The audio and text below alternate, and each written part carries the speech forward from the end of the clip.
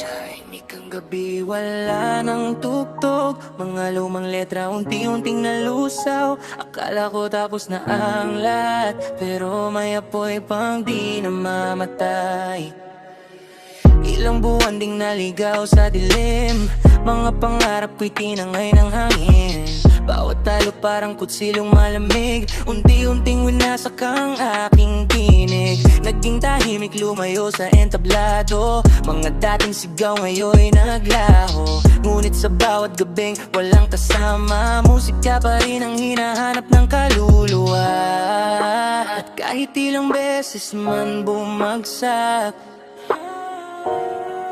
may himig pa rin bumubulong sa ulap. Kaya heto ako, muling bumabalik. Bitbit ang sugat at mga panaginip. Hindi man naging madali ang lahat. Di na muling urong sa pagharap. So di muling magsusulat ng kanta mula sa luha at mga alaala.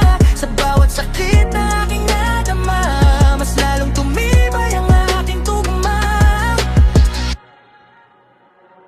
Marami ang nagsabing tama na raw na ang apoy ko'y tuluyan ng naparang. Pero bawat bagsak ay may dahilan para muling bumuo ng panibagong pangalan. Ngayon ang mikropono ay hawak ko muli, kasabay ng tibok ng pusong nagngingit-ngit. Hindi natakot sa pagkakamali, dahil dito ako tunay na nabubuhay. At kung marinig mo man ang boses kong sugatan, iyan ang patunay na di ako sumuko kailanman. Mula sa katahimikan hanggang sa muling pag-awi, ito ang pagbabalik ng musikang pinilit kalimutin.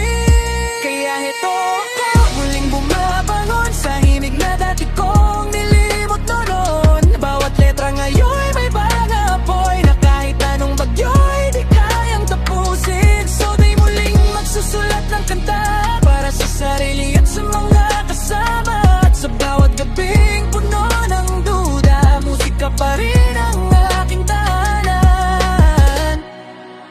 Tahimik man noon ang aking mundo, ngayon ang tinig ko'y muling tumutunog. Pagbabalik ito ni Soda.